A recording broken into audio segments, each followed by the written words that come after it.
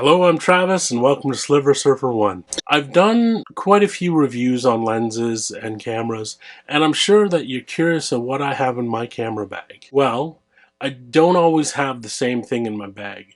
It really depends on what I'm shooting. So if I'm going out for a walk and I'm just going to be doing casual photography, I only carry about 2 or 3 lenses, and it really depends on whether I'm going for a walk in an urban environment or in a natural environment. What we're talking about today is the type of equipment that I'm going to be carrying in an urban environment, street photography, and parties and restaurants and such. So the type of bag I like to carry around in that type of environment is something that's inconspicuous and not very recognizable as a camera bag, and something that's small.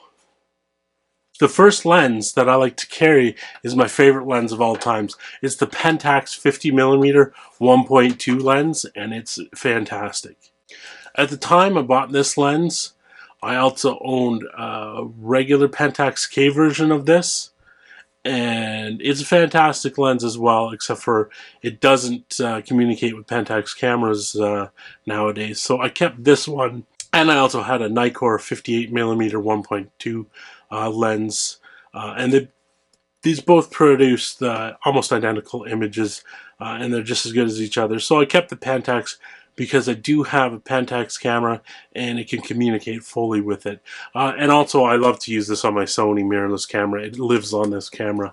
This lens is great for street photography, and it's also great for when you're having an event with people in a restaurant sitting across for them. It's also great for documenting parties and get-togethers, and it puts you in the mix. It feels like the most natural of lenses, and it makes you feel like you're in the image.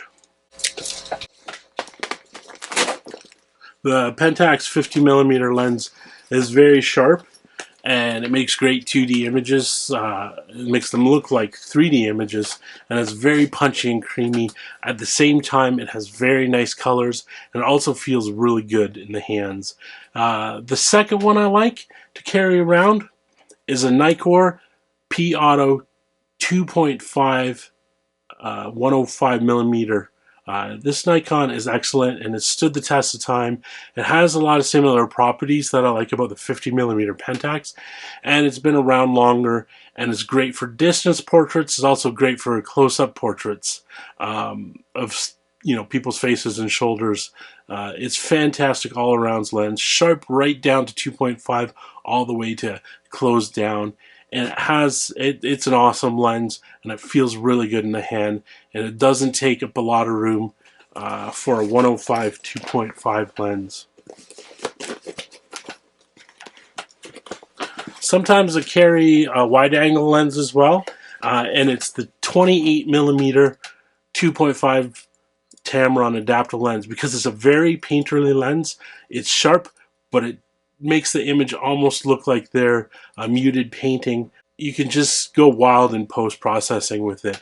It's very versatile, and I put Pentax or Nikon adapter mounts on it. It has a Nikon right now, so that I can use it with the adapter that I have on my Nikkor lens, so it won't take up extra space, and it fits, right in the front pocket. As you can see, I don't use hoods on these. What I like to do is use my hands when I'm out for a walk.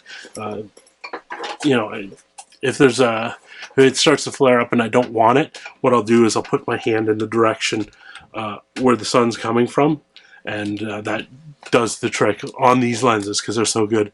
I also tend to leave the bag open when I'm carrying it. I don't use camera straps, so what I do is I'll leave the bag open while I'm walking around and put it over my shoulders. That way I can just put my camera in there, put my camera in, and grab it out when I need to take a picture. So I'll just scoop it out, and it makes it much easier when I'm out and about. I also carry about 2 extra batteries and 2 memory cards, just in case. So Yeah, that's it. So thanks for watching. Go ahead and snap that subscribe button, and I so hope that you will stop down here and click the like button because I need the exposure.